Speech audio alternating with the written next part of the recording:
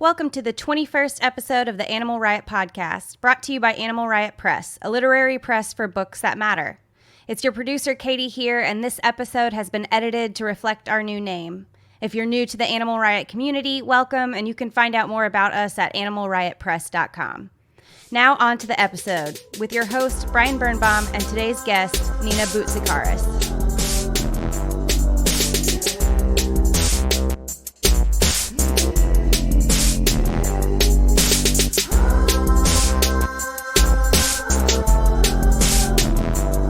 Here today with Nina Boutsikaris, author of I'm Trying to Tell You I'm Sorry, coming out tomorrow. Woo.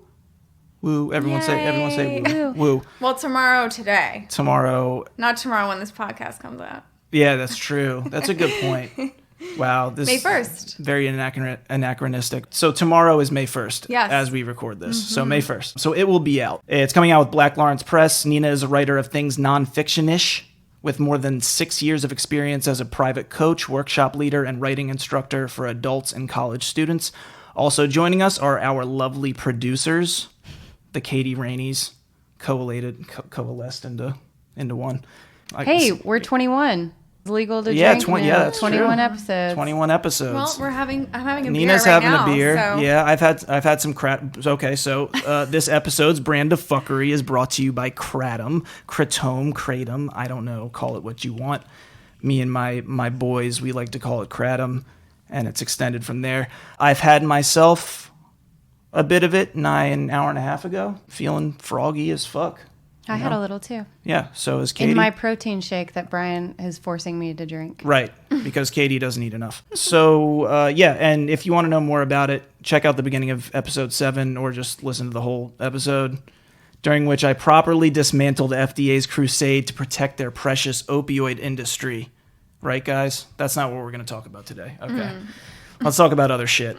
Okay, so your book is coming out tomorrow. I just read the first few pages, and I really wish I had gotten a chance to read the whole thing. I was fucking turnt, man. Like I thought it was awesome. I think it was like 10 pages or something. But yeah, you are gutted from 2 sentences in. Thank you. Yeah, you should read the rest of it because it's different in every section. Oh, well, I'm gonna buy it though. Yes, you should buy it. Yeah, be a good. You should buy it today because today is the last day of pre-sale, and this is the only time when I really get commission from the book. So if you want to buy it, let's buy it right now today. Okay, let's do it. Yeah, let's buy it on the air. I've been pushing it on Instagram all day. Beautiful. So I have 12 books left to meet my goal this morning, so maybe we'll make it by tonight. What was We're your goal? gonna get 2 right now. I think it was like 150 or something. Yeah. That's not bad. Yeah. We did pretty good. Damn. So they have this like nice commission system where I actually get a little bit of money from it in this first month. And then after this month, it's like, whatever. It's a wash. There's no money for me ever again. Oh, really? Yeah. I mean, it's very small. Very small. Oh, I see. Yeah. So there was like a cap onto like how much money you could make? No, or? it's not that. It's just that they set up a system. My particular press set up a system where if I sell a certain amount of books within this 1 month time frame, because the money will go directly to Black Lawrence Press and not through some Amazon or whatever, that I'll get a much bigger cut. Oh, so a bigger royalty. So I get like a real commission. But you're still going to get a royalty after. Yeah, but I mean, okay. It's very small. I was like, wow. Let's be realistic. You got a raw deal there. No, that sounds cool. That's a cool incentive. I like that. Yeah. And a very cool press. Mm-hmm. Yeah, I like that. We've been thinking about ways to incentivize our authors to kind of like pound the pavement. Yes, and shit that's like a that, great way to do it. Yeah. You can make a little tier system and be like, if you sell this many, I'll give you this much. Oh, that's good. I was thinking in terms of like social media posts and like appearances, but that's way better. It's yeah, like you want to sell the books. Results. Yeah, I love it. Yeah. And also the cash money. people do better with an immediate ask. Like right now, you said you had 12 left. We're getting 2, so I think you guys might have pushed me over the edge. I'm hoping. Doing it right now. Yeah. If we are the 150th buyers, do we win a prize? I'll send you a postcard from Great. Hudson, where I I live accept. now. Yeah. That is satisfactory. Okay, well, let's start with who you are, and I guess how you became the person we see before us. Sorry, listeners, you cannot see her, but I'm wearing all black. Yeah. And I have blonde hair. Yeah, so how did I become this? I think one of the really important things to know about me, and I think it's sort of part of the book and part of why I maybe have no shame when it comes to my writing, is that both my parents... Which I very, very much respect, by the way. Thank you. Yeah. Both my parents are actors, and that's like just what I grew up with. So for one thing, they have, I think, they have a high tolerance for like reading stuff that I write, or at least just keeping their mouths shut about it, because I think they have some understanding that like, well, she's like gonna do her thing. She's gonna do it. It's, whatever. They're not defensive about it. They don't like confront me about it so far. When you say confront, are you talking about quality or the I'm type of material? Like content. Yeah, which is what I wanted to get into in a little bit. Yeah. And I mean, I've written in the book later, I think once you get into it, but there's a little bit of stuff about my mom, and yep. She and I, have a very complicated, ultimately like wonderful, loving relationship, but so much of like what I'm interested in writing about has to do with like some of the tension that exists between us, and just between mothers and daughters in general, which is like actually next project thing, not really so much in here. But yeah, so they've been pretty good about that, and I think that kind of like, I could have done acting, but I was very much discouraged from that, and so I did writing instead. And it's sort of similar in a way, I think. Yeah. Acting, I mean, both of those are hard as shit. Yes, extremely hard. Yeah. Like hard life. Like you're kind of just like waiting for validation at all times. The time. Yeah. You just hate yourself, and then you're really high, and then you're really low, and you just never know where money's coming from, which I guess is very similar to writing too. But. Yeah, I think they are somewhat similar, despite how different the art forms are. But yeah, that waiting game is just really hard for people. It was really hard for me. How long did you work on yours? The book? So I basically wrote it in grad school. Where did you go? I went to University of Arizona. MFA? Yep. Oh, so you were you said what up DFW earlier. So there you go. He hated the school. He did when he went there, right? So you know a little bit about him. Is that what you're saying? A little bit, yeah. Does he have like a statue there or something? No, they don't really talk about it that much. Yeah, because he shat on them. Yeah, exactly. Yeah, but I loved going there. I loved it. Yeah. I mean, he was obviously a very depressed person. And that was a long time ago. He was a very depressed person, so Yeah. But the program's very different now. I don't know. Did he study fiction there or nonfiction? I think fiction. I'm pretty sure it was fiction. Yeah. Well, the nonfiction program was great, and that's what I studied. Yeah, so I wrote it there, and then it took me maybe like 2 years. I don't know. I've been writing it my whole life, really, is the truth. But I finished the first draft for my thesis, and then I revised it once, and then after I graduated, and I started sending it out to agents to see what I could. Did you ever have that feeling where, because my novel was my thesis as well, of like obviously a massively truncated version or abridged version, but a lot, everyone there is like, the thesis is probably not going to be the book, and I was like, no, fuck you, it is. Like, totally. What was your feeling on that? I mean, I kind of had the feeling like I need to just get this out, and I need to be able to like move on, but something has to happen with this, otherwise, like. I kind of felt like that. Fuck. Yeah. But was it because like you were sure that it was of quality, or was it just like kind of more of a selfish I just put a lot of fucking time into this? I think, or not selfish. I think I was really proud of like most of it, and I think I felt like I was just doing. I was like, there was nothing else that this could become. Like, this is what it was going to be, and if nobody was going to accept that, then at least I could just. Like, I guess I wasn't like, it's going to be published, but I was like, I have to try to get an agent. I have to try to get it out there. And if not, then I'll just publish all the pieces individually in other magazines or something like that. But I felt like, I guess I just felt like this is what it's going to be. I'm not going to revise it into something new. So if it's not going to work as this, then okay, whatever. I'll just move on. Do you think there was going to be a point where if you didn't get any bites, you would have actually moved on? Or do you think you would have just dug deeper into the hole? Yeah, I don't know. I feel like... Because that's tough for a lot of writers, Yeah.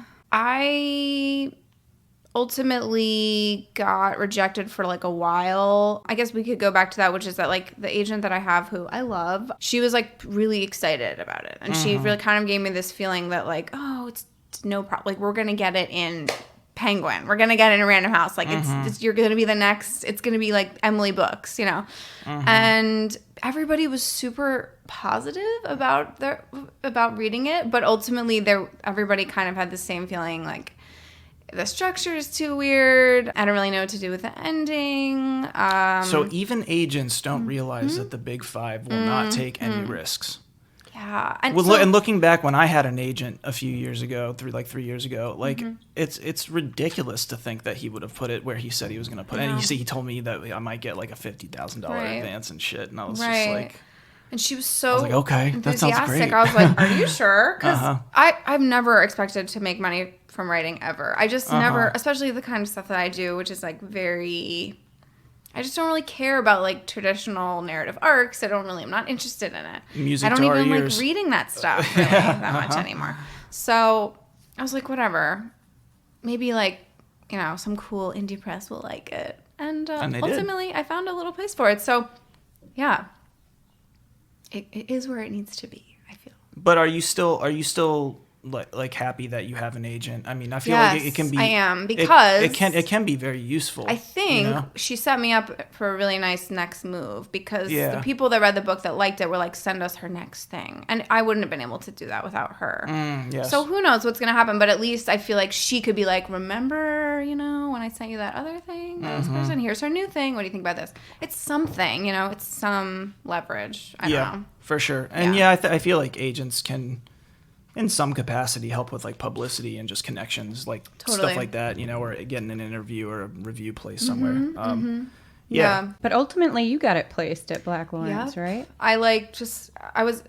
We were at the end of our sub list, and everyone was coming back with like these nice excuses why I didn't want it. And finally, I was just like, fuck it, outside. I'm gonna, we're at home and it's cold. Yeah, I just submitted it to Black Lawrence, and then she just called me like, I don't remember how long later, and she was like, I love it so much. I was like, are you sure? Wow. Yeah, so it was me in the end. And when was that? How long ago was that? Oh my God, so long ago.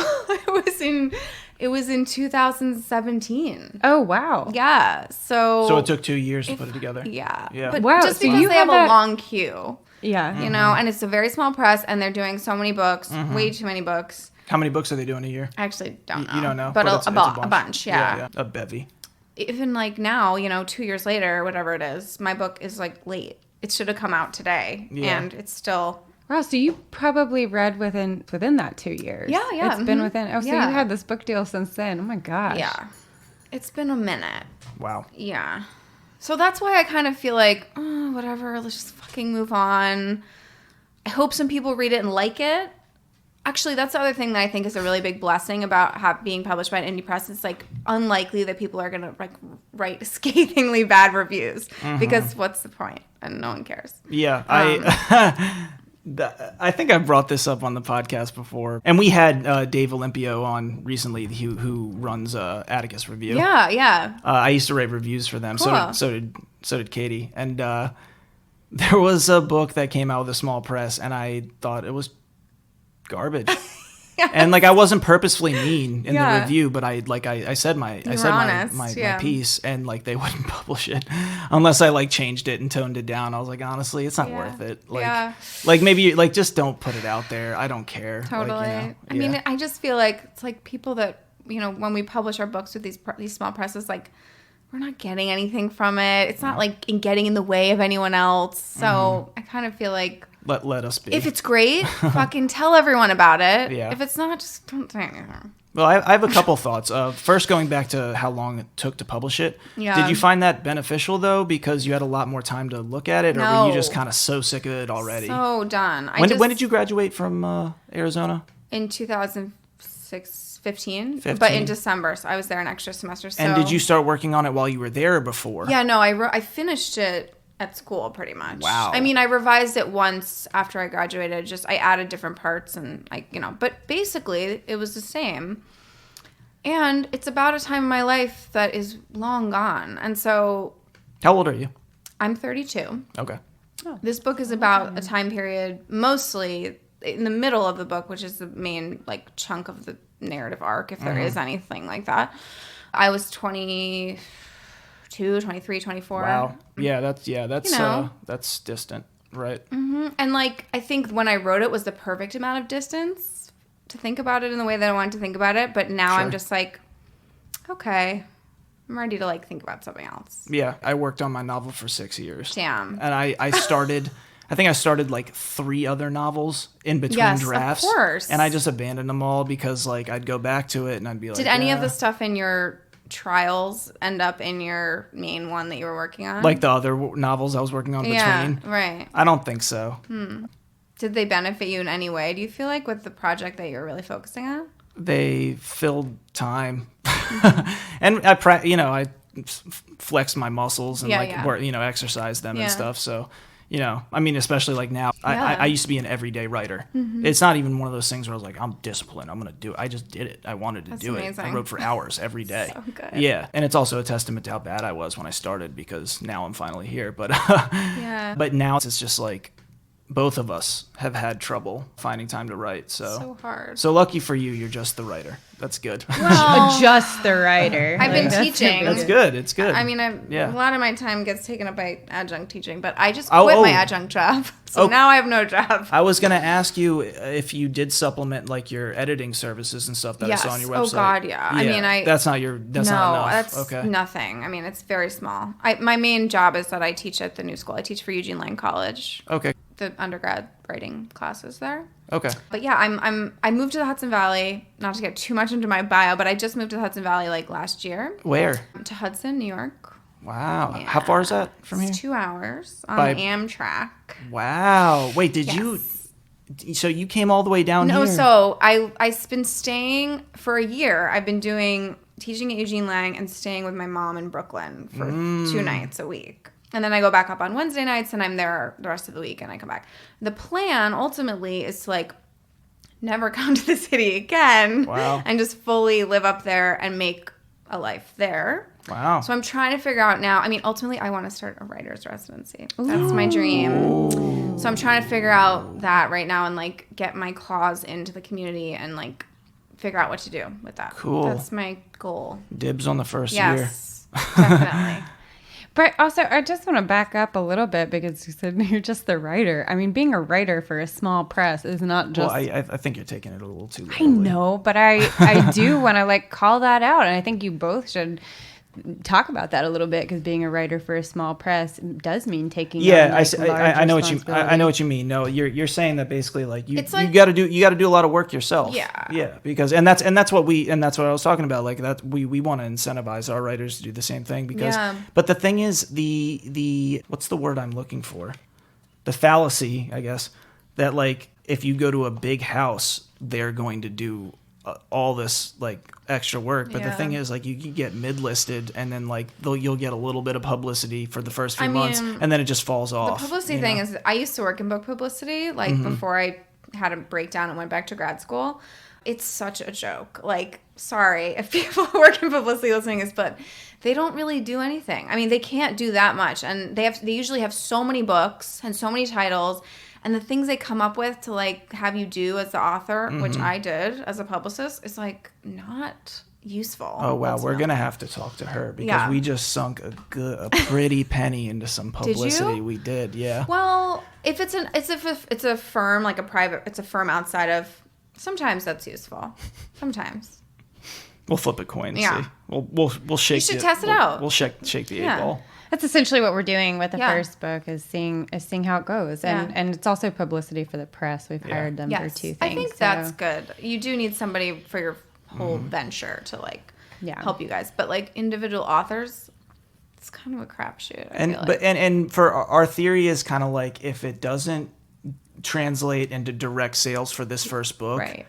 Like at least we'll learn something, Yeah. If it does work for the press, hopefully in the future, blah blah blah. So you were a publicist before this. So did that set you up a lot for your first book and knowing like where to go and like who to talk to? Not really, because the kinds of books that I was publicizing were not anything like what I wasn't even doing like literary books. I was doing like a lot of home and garden and lifestyle and like cookbooks. It was mostly Yeah, okay. I see. It was a lot of like I was setting up authors to have interviews or to like be guest bloggers. It was something that I'm not an expert in anything except myself. So no one cares. So yeah, no, I was not. Yeah. I'm not really set up for that. I don't really care. I'm kind of like, I'm just not expecting anything. I'm just kind of like, that's the way this to is go. my first project. I'm ready. I'm like, I'm published it. Great. It's a notch on my belt. Like, I'm ready to move on. I feel like as a writer, you just have to constantly be, or the kind of writing that I'm interested in, and the kind of writers that I know and how I understand writing to be is like, you just have to constantly be sort of like an amateur, someone who's just like excited by the new thing and like trying to figure it out. How do I do it? And like working and just like keeping your head down rather than being like, what's this going to bring me? Because it's not going to fucking bring you anything. Right. It's a lifestyle. Yeah, it's not, totally a lifestyle. It's not like, honestly, yeah, people want to get paid and like, yeah, they want to have their shit read. But the thing is, like, if you hinge all your hopes on that, you are completely fucked. Yeah. Unless you're one of the lucky Totally. few, and a lot of people are lucky. But yeah. Well, I'm not fine a lot, with, but yeah. Some Enough are. so that we have many blogs dedicated to talking about their work. Yeah. But yeah. Speaking of non-traditional narratives, let's do a framed narrative, as they'd say. Yeah. Okay, so Because then we can talk about the book a little bit more. yeah, I'm gonna read like a part from the middle that I haven't read in a long time, or maybe ever. I'm so bored with reading the same section. For some reason I keep going back to the same section because it sort of feels like it encompasses a lot of what the book is about, and I'm really bored of reading that, so I'm gonna read something else. Yeah, I know what you mean though. It's really hard to find the right thing to read. It's hard. But you're not in front of an audience now, so you can read whatever the hell you want. You don't have to. That's true. Yeah. I guess it's just like because of the nature of the structure of the book, and like basically I'll just tell our audience. It's a memoir in collaged essays. So even the essays themselves are like collage. So sometimes it's hard to read it in sections without someone thinking that the next thing is going to be about the same thing. Right, exactly. Yeah. Real quick, I'm just curious. Yeah. Have you been on like a big book tour or anything? Like, or have you just been doing a lot of readings around the city? Or? Yeah, I mean, I'm setting up some stuff. I'm setting up pretty much everything on my own. I have some friends in San Francisco, writer friends, and I have like my Tucson, Arizona school. So I'm thinking of doing like a West Coast thing in the That's fall. what I'm gonna do. Yeah, because my book is set in Seattle and I lived there for a couple years. Great. I know a shit ton of people out there. So yeah, I'm doing kind of a similar thing. This is when community matters, Yep. right? Oh, thank you. Yes. Thank you. Did you do your And research shout out or to something? Devin, because Devin Kelly is like the master of community making. I really am so impressed by him. He is great, but she's also great. And also Katie, yeah. Don't She- shout out me too. Didn't you hear me talk about her being an engine and the Yes, beating I heart did. and all that I stuff? did. Oh, Okay. that's so sweet. Uh-huh. Thank you. Yeah. I love you, Katie. Oh. That's on the air. Everyone knows that now. Very cute. Yeah, so I'm cobbling it together, and then I'm going back to my undergrad Ithaca College in the fall too to do something there. I'm doing a couple events in Hudson this summer, which should be really fun. There's a really great reading series there called Volume Reading Series by Hallie Goodman. She runs it. Cool. Shout out to Hallie Goodman. That's going to be in July. I'm doing an event with 2 other women. You best believe Katie's writing that down. Yeah. Right now. If you guys want to come up to Hudson Valley, July 13th is the time to come. Oh, cool. And we someone might. you Because could connect of- with too, because of this woman who runs this reading series is really great. What's going on July 13th? I'm gonna do this reading. You're doing this volume reading. series. We come up to Cold Spring Yeah. quite often. Oh, okay, cool. That's where our second book is. David Hollander, our old thesis advisor at Sarah Lawrence. Oh yeah, I know David. That name I know. Yeah. He's Yeah. His amazing. book is the next one coming out Yeah. from us. He's So just- he lives up there. He's Wow, a that's so fucking- great that you guys are helping each other out like that. It's Yeah. so nice. His book's brilliant. Yeah, he's like a prodigy. Yeah, he lives up in Cold Spring, and I don't know where I was going with that. Yeah, we visited Well, him. this We whole love him. area is like Hi, David. so good with so good with very nice, nicely said. Just really strong literary community up there, an arts community Wow, and everything. that's great. I'm Yeah. wondering, It's a perfect place for a writing retreat. that's good to set know, that up. knowing that David's up there. Like, it's good to know that he'll have a lot of resources up there. Totally, It's cool. he definitely will. Kingston has a lot of great stuff. Hudson. And Yeah, all but these places, thanks for letting us know about that. And I think it's really cool that you're living up there. I used to teach up there Really? Where? in Cold Spring. I taught some creative writing classes to 4th graders. They were Oh, real fun. cute. Yeah. I'm trying to make it work. Okay, well, Yeah. let's do it. Okay. So yeah. Let's do it. All right. Sometimes on my lunch break, I stop by my mother's studio on 36th Street, where she teaches Meisner and scene study. I like to sit in the dark and watch her students feel the raw empathy perspiring under the harsh black box lighting. The smell reminds me of childhood, falling asleep backstage in New York theaters, musty dressing rooms, latex, makeup, and sawdust. It's a complicated comfort. One night, someone in a white t-shirt follows me into the back stairwell when I sneak out between Chekhov scenes. He hands me a composition notebook and tells me to write my number in it. I've seen him in class a couple times, working through bits of Sam Shepard, crying and cursing, wiping spit from his mouth. He's tall with thin lips. "You're so cute," says the actor, peering down over the stairwell railing. I meet him the next night at some surf-themed bar where his friend works. He's carrying a gym bag over his shoulder. We compare our arm muscles. I can see the blue in mine. We take shots. I'm thinking, is this all I'm ever thinking? Let's just get to the part that's coming. We ride the subway to his aunt's pre-war apartment where he's house-sitting. He does that eager thing people sometimes do when they want to pretend they know someone. Sometimes that's nice. Sometimes it's just what it is. Look at us, rushing towards the fix. Lately, though, I like to wield it when I get bored, to swiftly take down a tedious, temporary facade with something real, something banal or domestic and vulnerable. For instance, I might make him meet me at the grocery store so he can watch me pick out fruits, smell the navels of cantaloupes, and squeeze avocados, hold up packaged whole grain crackers, and read labels, count calories, decide what to put in my fridge, watch me shop for what I want, what I actually need, something he could never understand. It works every time. We'll both cringe, he'll disappear, and later I can cry because I'll never be what he wanted. The actor stares at me on the crowded train until I stand on my toes and kiss him. I push into his hand so he can feel my ribs through my sweater. I make the sounds, as if to say, everything you imagined is true. Everything they told you is real. It's so easy. The actor's aunt was a ballerina, and the hallways of her apartment are heavy with photographs of long, thin dancers, fingers reaching, feet stretched, their calves like polished marble.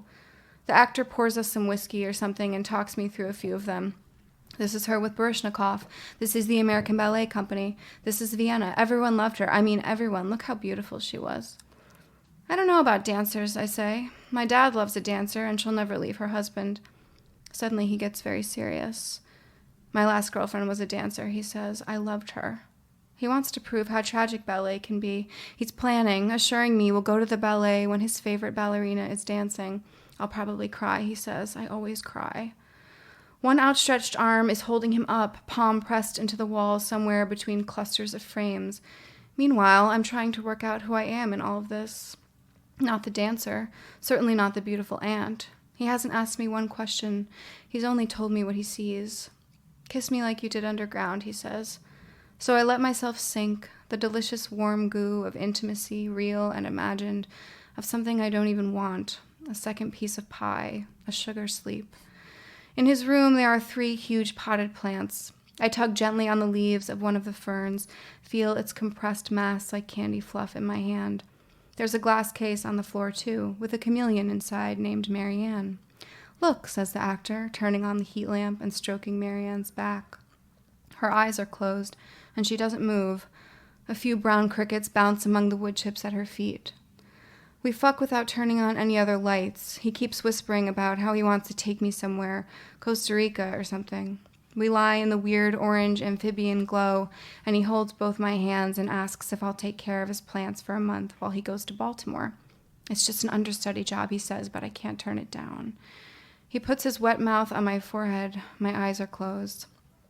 We'll drive them to Queens tomorrow in my car, and they can be all yours for a little while. How does that sound? Would you like that? And I guess I would, because that's what happens. But before that, before I get into his Camry with the plants and ride across Manhattan, before he lugs them up 2 flights of stairs and lingers a little too long and tells me he can't wait to get back and be with me, before I realize that I will have to be very cruel very soon, I wake up freezing and damp with fever, a strange clammy arm slung over me. My back is burning. The stubble of his shaved chest has rubbed it raw. It's too much. I throw up in the bathroom, rinse my mouth, put on his shirt, and get back in the bed. When I wake up again, it's late morning, and the actor is gone. On the kitchen island, he's left an apple and a packet of Dora the Explorer fruit snacks. A note says, had a last-minute audition. So sorry I had to leave you all alone. We'll make it up to you. Miss you already. I take a 20-minute shower in the clawfoot tub and wipe little portholes in the steamed eyebrow window to watch 3 pigeons on the fire escape. One of them is almost silver, the same color as the outside, as the sky. She is the prettiest. I pretend I'm a little girl. I make up a song. With the ballerina's black clay soap, I scrub my winter skin. I scoop 2 fingers of her French shea butter conditioning treatment and coat my hair. I pat my face with her Dead Sea mask until it is caked and dried, until my mouth can't move. The end. Ooh. Wow. Thank you. Ooh, man, I really wish we there- published your book. Your details are just Yeah. Dora the Explorer fruit snacks. As I would say to my kids, what kind of fruit snacks are they? And they'd be like, Dora the Explorer. And why did the author do that? Because you remember it. I don't know. Just anyway, it reminds me of my kids. But your details are really, like, they stick with you like that. Yeah, that's good. I mean, I feel like that's what I'm interested in writing. That's why I've always loved writing to begin with. I'm just obsessed with watching people and paying attention to things and like docking and recording. I'm sure you both feel the same way. Yeah. Of course, yeah. Yeah. You're really good at picking up on those little things that people do that are just stick with you and weird good. I'm a writer. I don't have words. What's weird good? What's a word for weird good? Idiosyncratic? Yeah, idiosyncratic is a good way to put it. That's definitely not quirky. You're very Yeah, no, I wouldn't. You're operating on a very melancholic yet almost like peremptory, like you have like an evil streak going on, you know? Yeah. And what I'm thinking right now is like, I'm looking at you and I'm like, I don't think you're the same person you were, the person you were writing about. And I guess I'll ask this now. Yeah. When you talked about the book before we got on, you referred to you in the third person. Yeah. So is there anything... Well, I think is there like a divide between that person and the person you are now, or like what is it? I mean, yes and no. I mean, I think like one of the things in the book that I'm trying to explore is that like I'm like all of these things. I mean, there's a particular part. There's a quote from Marina Abramovich, who's the performance artist, and she says this thing about like she has these 3 parts to her, and she sort of is scared. She's scared. She's like a lonely child. She's also kind of this like bad person, and then she's also kind of like full of wonder and this like spiritual person who's like high above all those things. And I really relate to that, particularly as like a woman, and a woman who has dealt with a lot of like identity issues surrounding like body and sexuality, and like sort of being able to like remove yourself from that, but also like own it, but also realize like how you're playing a part in a system that ultimately is not helpful to you, takes power away from you, rather than this imagined idea that it's giving you power in some way.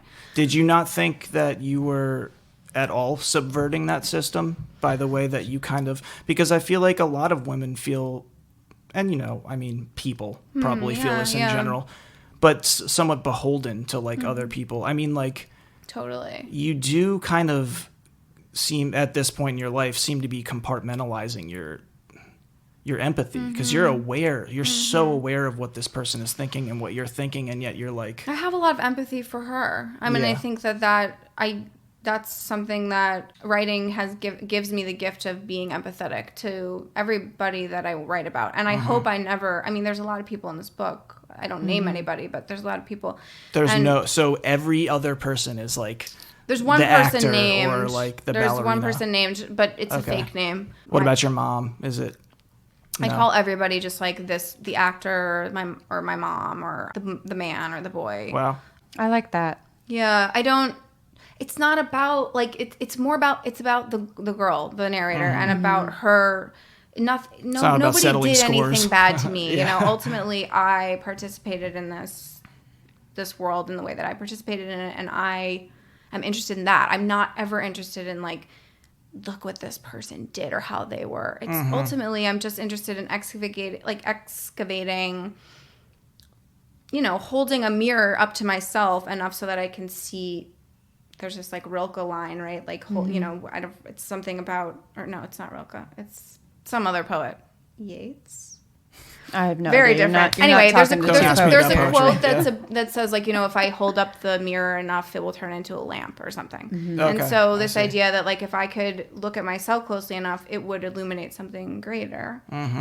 I can't tell you how much I appreciate and admire that perspective, because it is very easy, I think, as a woman to let the grievances pile up to the point where it's very hard to do that, because you can get so angry. And I was really angry. It seemed like you kind of, it seems like Yeah. you used that anger at that time in a way that was like, I mean, yeah, maybe you hurt a couple people and you were hurt too, but Right. but at the same time, like it sounds like you were subversively participating in this system that you talk about. Yeah, I mean, you I'm know? not a dumb. I think I was always like an intelligent person. So I think like some part of me was always like trying to make sense and like think about my life. And I think that's what makes, not saying I'm like some amazing writer, but I think like thinking about your life is ultimately the first step in like writing good nonfiction, creative nonfiction Right. that comes from personal experience, or even just any kind of writing, really. Yeah, I mean, you are a very good writer, and Thank you. I mean,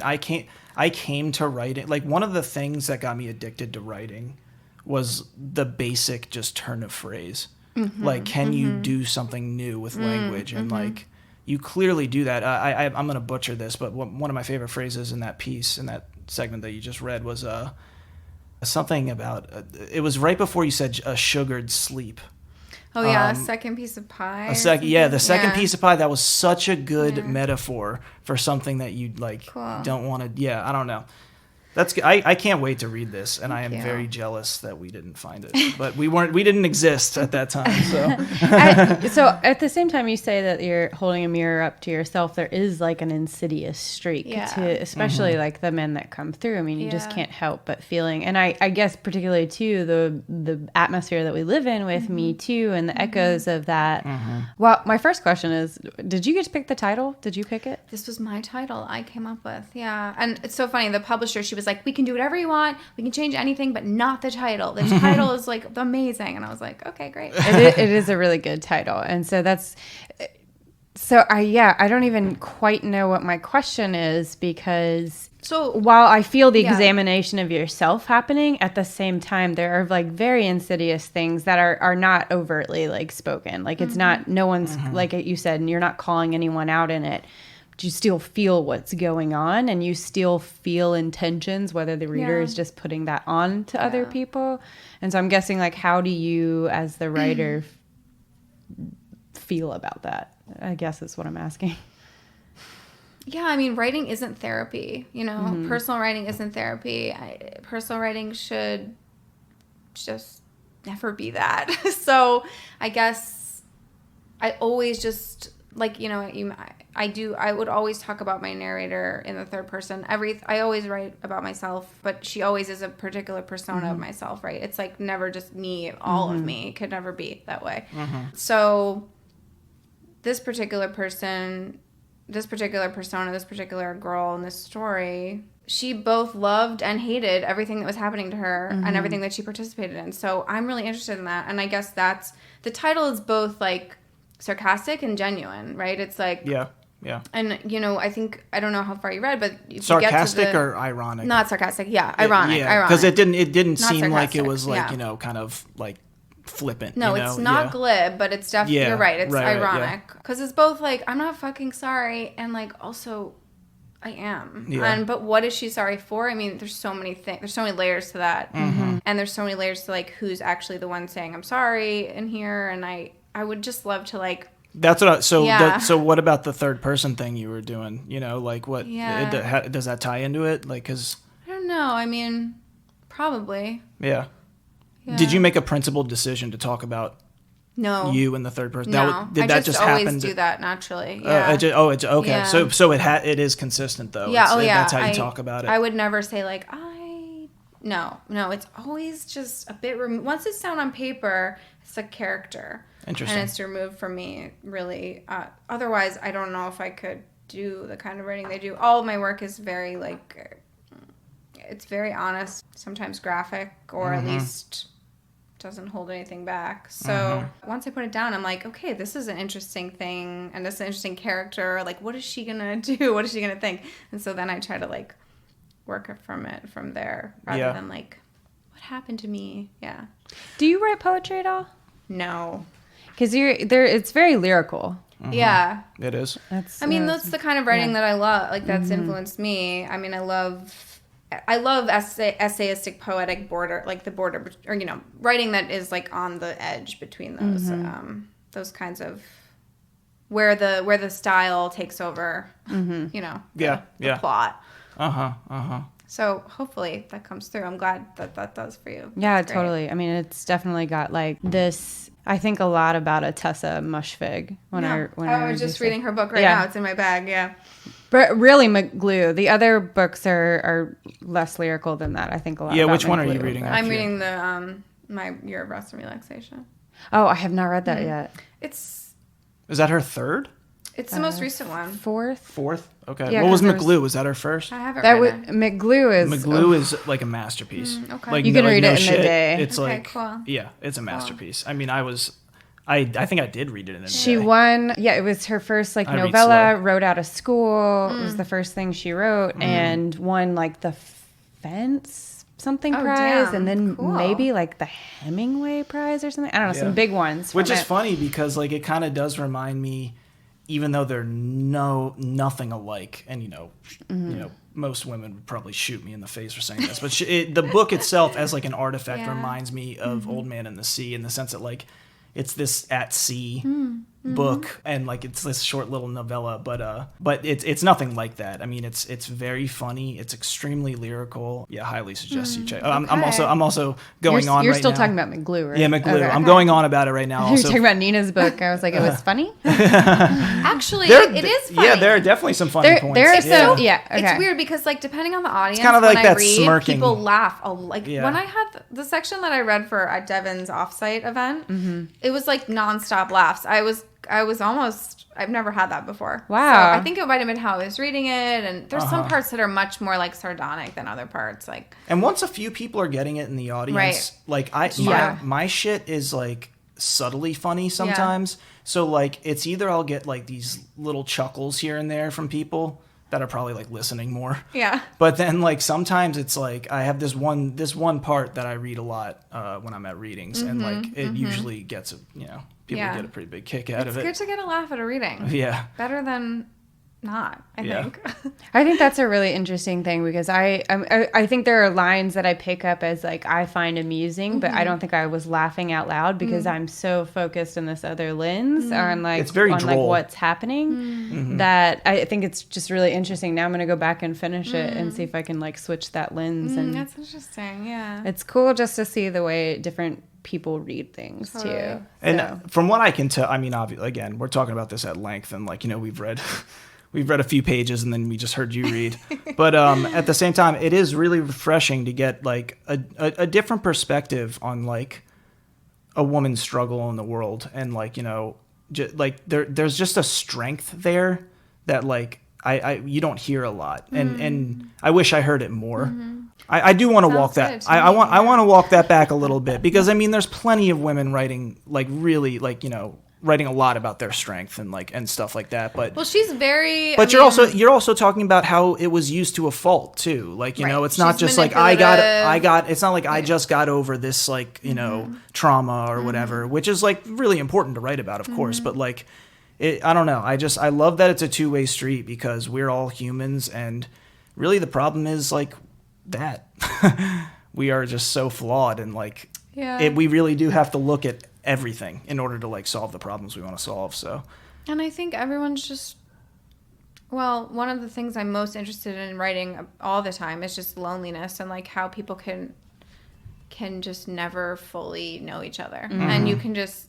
There's just this it's a recurring theme in everything I write about, and in this book a lot, like just like desire to connect, or this desire to be known and to be seen, and what we do to feel known and feel seen, even when maybe we know we're not actually being known or seen. And that's so interesting to me, and it will never not be interesting. And everybody's in that game. So I'm wondering, since you started talking about like, the names and everything, this has been on my mind. Like, what has the reception been? And have you heard from anyone? I don't know yet. We're gonna see. Yeah, I didn't know if any essays were out anywhere. I have a lot of essays out, like from the book. Yeah. A lot of it was published before, but who's reading that other than my writer friends? Yeah. No one that like is in that work is reading that work. Well, except my parents, but that's what I was curious about. Yeah. I mean, I was, we talked a little bit before we got on the air, but I'm really interested to see how people react to that kind of stuff because I've already.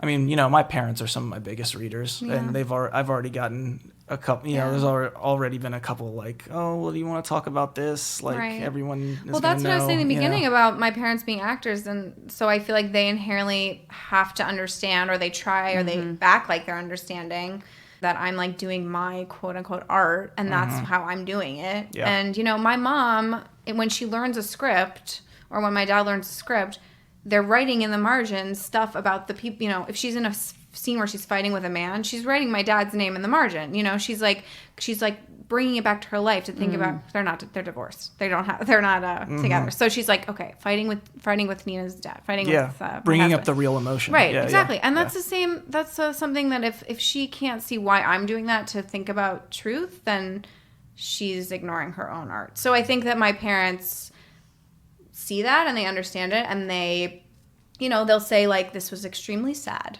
That's what they'll say. Or they'll be like, this made me very sad, or like, I'm very glad you're okay now. Like things like that. But other than that, they're just very supportive. But there is a difference between her writing stuff in the margins of a script that she's only going to read and like, everyone reading it, Yeah, you're right. That is true. So you should be very scared right now. Yes, I know. We'll see. I hope everyone's okay with it. And like, I mean, that's honestly like that's kind of the attitude you have to have. Is like, you can't write nonfiction and be like, do other people want to weigh in on like does everyone want to vote? Because then they will, and then your writing gets torn apart, and you can't publish anything. And it's like, totally true. You have to speak your truth. You can't satisfy everyone. And honestly, like, I'm also fascinated by the fact that we're ultimately stuck in our own heads and stuff. And I just think I always, when bringing it back to disclosure, it's like, you might not like it, but I felt it regardless. I experienced it regardless. Like, that's not going to change anything. And like, it's always fascinating to me, like, as humans, is like, there's so much judgment that just gets thrown around. And it's like, I mean, talk about the mirror. It's like, but anyway. Yes, it's liberating in a way. But again, not therapy. But I think that there's something to be said to say like, this is what I make of what happened. This is how I see the truth. And this is what I'm interested in thinking about it and talking about it. Sorry if you're not, like, sorry if, Well, what's next? So I'm working on something that might actually become fiction.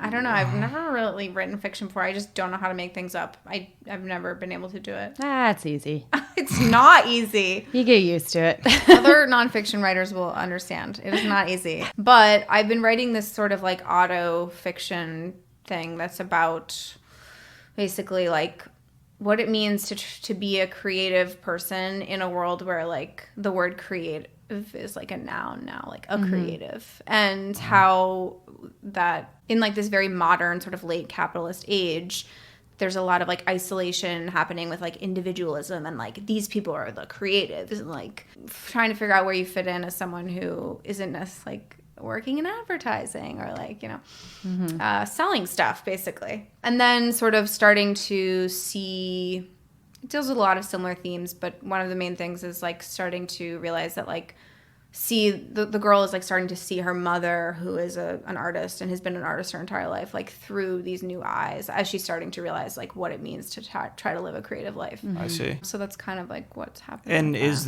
this character your age, or is this like a younger version? Yeah, it's me like last year, like 2 last years year. ago. Yeah, I was right after I got out of grad school. I couldn't find a job for like 6 months, and I just was writing about it all the time. I was just writing about like what it would be like when I would go on interviews and what it would be like when I would answer job, posts, and all these posts are asking for writers, and they want writers, and they want creative people, and this and that, and I was like, I'm that, but I'm not that. So what is this? Like, what does this mean? And I was really interested in trying to explore like this idea of like the creative class and like this myth about that. And that's kind of what I'm interested in. Man, the Cosmos are forming some singularity what is right it? now Because you're getting Brian so excited over here. Well, no, I was going to bring up our last podcast. We had Linda Silva Johnson, the who runs the operating Eli, the operating system. The operating system. They run the operating system. Yeah, they do. And they were Yes. great. And they were talking a lot about, they call themselves a creative practitioner, not a writer or an artist, because they think that it kind of just gets suffused across all types of creative endeavors, And then a few days later, we're working on a book with one of our new writers, Annie Krabbage-Schmidt, and we met up with her. I met up with her, and she started saying a lot of the same stuff, and I was like, I gotta hook you up with Eli, and like It's in the air. Yeah, I guess. Yeah, but so what I'm most curious about is why fiction instead of nonfiction this time? Because I like the nonfiction part. It's like a lot of everything in it is like real, it's true from my life, but it's just gonna be like very conflated in a way that I'm not comfortable with calling nonfiction anymore. Like I'm fine with like some playing with time and characters and stuff, but like this would be too much and not enough. Like the way it ends in my life or the way that what happened in my life is not like interesting enough to what I think I want the story to really tell. Right. So I have to change some stuff. Yeah, pretty much. That's what it is. I was basically asking if like you wanted a more fun plot or something, exactly. or a more fun narrative. It's whatever. really plot, like but everything is going to be coming from Fiction is addicting. You get in it and you're sucked in. It's funny though, because I've been writing fiction for years, and I just got the nonfiction bug like hardcore, and I'm like, I'm in it. I'm in it. I have because one of the reasons I wanted to know about like just any of the sexual or like drug aspects of the book that other people might read about is because like I put out a couple of essays that kind of sparked a little unrest, with people that I know and love. And so, going into that whole world is scary. I think like maybe the way that I write is a little bit, I don't know, this is a theory that I have, but I think that there's something in like my voice that doesn't really allow for people to say things to me like, oh, like, are you okay? Or like, you really did that? Or I don't know. I feel like there's something where I'm like being so like investigative about the situation that it's like there's not room to be, well, I don't know. I guess we'll see in the next couple of months. But it feels like in the past when I write things, people are just like, oh, they're not concerned. In the way that it sounds like your family or friends were concerned. Yeah, that's interesting. And with regards to your writing, I see what you're saying. It's like there's this paradox where it's very matter of fact, and yet it's at the same time so lyrical and adorned. Right. And that's a pretty good contrast. I was like it just thinking as you were saying that, I was like, there is a dreamlike quality that I feel like removes people a little bit. So maybe that they might not, but also it hasn't come out yet. So you could have some. We're about to we're predicting the future. When this podcast comes out, it will have been out in the public for a bit. So we'll have to do a follow-up in a few months. For sure. Oh, God. And we'll definitely put it on our channels to help you promote it and stuff like that. Yeah, much. Of course. I mean, that what you were talking about community, I'm so glad you brought that up. And Katie is too, for sure. Just because like that's really that's our mission, really. Like collaboration and community is like that's what we. Me too. That's what we founded it. Yeah. That's what we founded the reading series. Like this came from the reading series. I mean, it's so generous that you're doing a podcast and a press at all, knowing what the energy that you have to put into it and the amount that you get back. I mean, it's pretty fun though. It is fun. Of course it's fun. Like this is so fun right now. work. Like we get to sit here and have this conversation with you, and that's awesome. I was just messaging with someone who is, another writer who was like, how are you? And I'm like, tired, but this is an incredible experience. If you feel energized by your tiredness, that's good. Yeah. So like you talked about the writing community up there. Yeah. Like, are you have you ever run a reading series or anything? So but I joined when I moved up there last summer. I linked up with this woman who runs this really awesome arts collective called Instar Lodge. It's a nonprofit space where they get a couple artists to fill up the rooms. It's like this beautiful old house in Germantown, New York. And then there's a big community space and there's a kitchen. And she started basically like the wing, but like for crunchy upstate people. So it's like a women's WeWork space. So all these really cool women are there working on their different projects, and we get together like once a week or a couple times a month or whatever, talk about what we're working on. And through that I launched like a writer's workshop series. So I taught adults this winter at that space. Oh, cool. Which was so fun. Like it's a world away from teaching college kids. Yeah. It's just a whole different thing. It's so fun. Because they want to be there. They want to be there. Signed up and they're for it. so smart, and their writing is so good, and they're so generous with each other, and like the comments they have each other's work and everything. Anyway, so that was my first thing that I did by myself, and I'm hoping to start up again in the summer. But that space has been like really important. All the women there have been really important to me, and I'm working on a collaboration with 2 other women right now to create this event that we're going to do in June at this space. It's going to be like me reading and her dancing and this other woman doing her video stuff. Wow. And we're going to have like this cool thing. So it feels like very alive right now up there, and I just need to like, now that I'm not going to be in New York City really ever, I have time to really like commit to the place.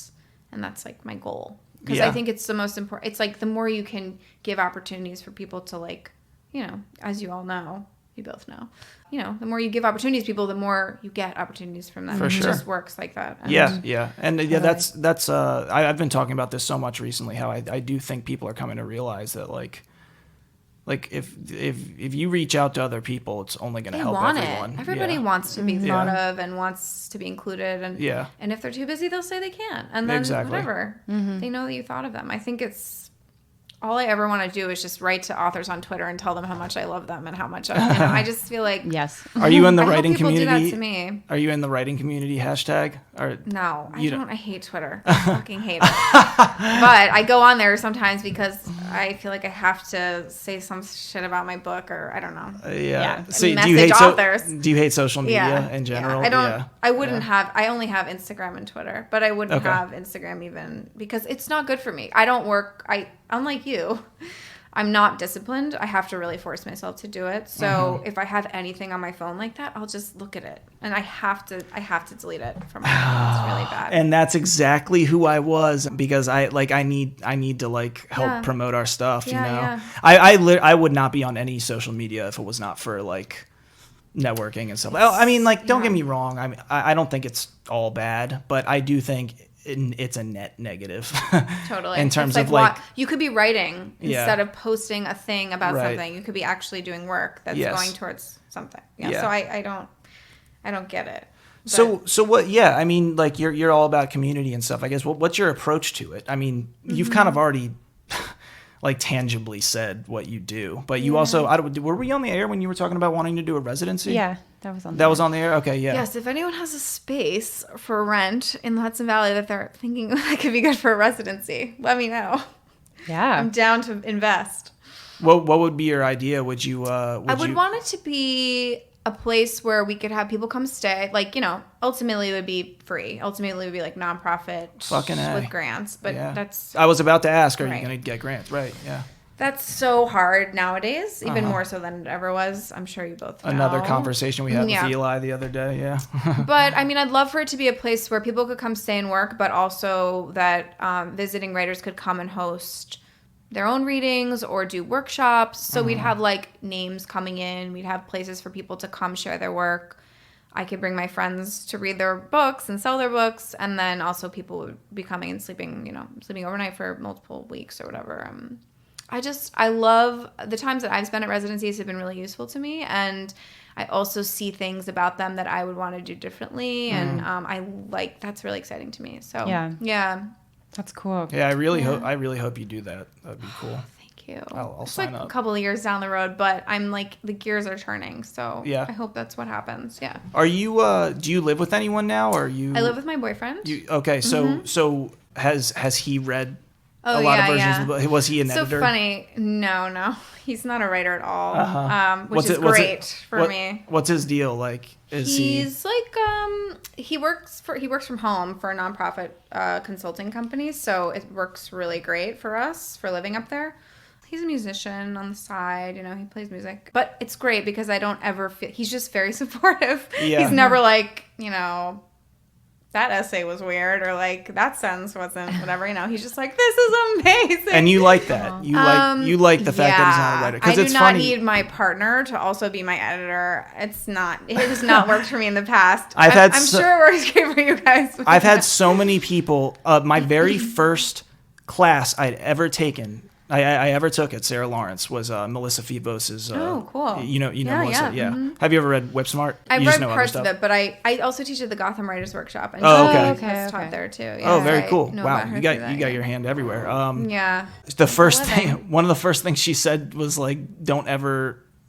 Like, your partner should never be a writer also. Yeah. And I like in group therapy the other day, like I was just, one of the members there was just talking about how like, they would never, like they're so happy they're not in the same field and stuff. I mean, it worked out for Joan Didion and a lot of people. Virginia Woolf, I don't know, but not everything worked out for Virginia Woolf. But she was on her path no matter what, I feel like. Yeah. But for me, I really need to be like, I'm too weird with my intimate relationships for them to be also work related of my judgmental of my work. I see. It has to be, I have to be like really stable. Mm-hmm. Otherwise I can't, it wouldn't work. I have to feel really stable. Mm-hmm.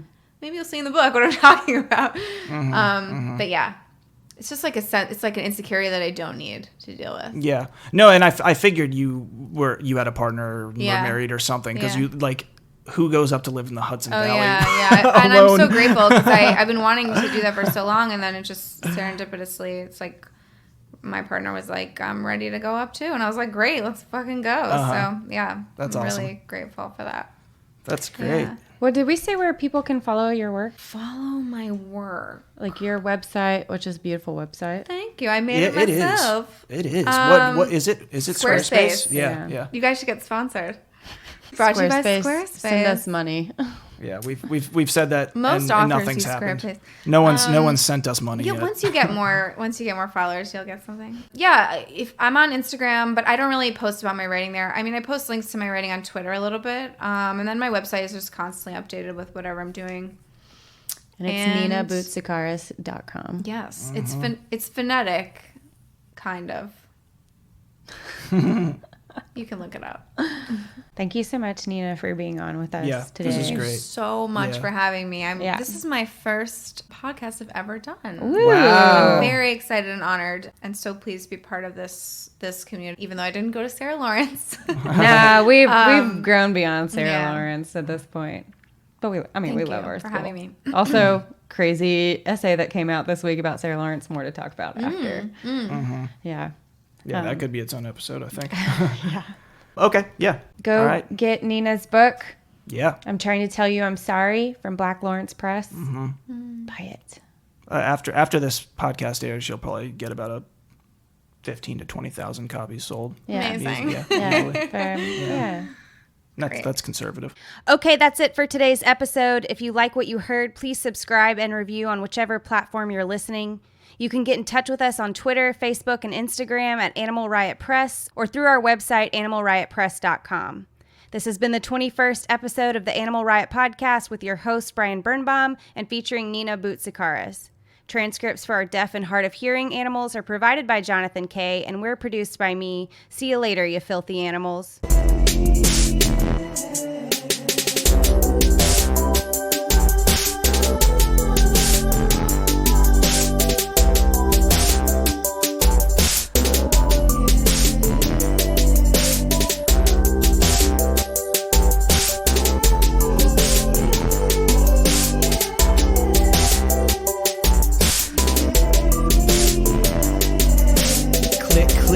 Yes, sir, it's the burn. Bombing on y'all and getting gully as the fern. I don't know much about Lee,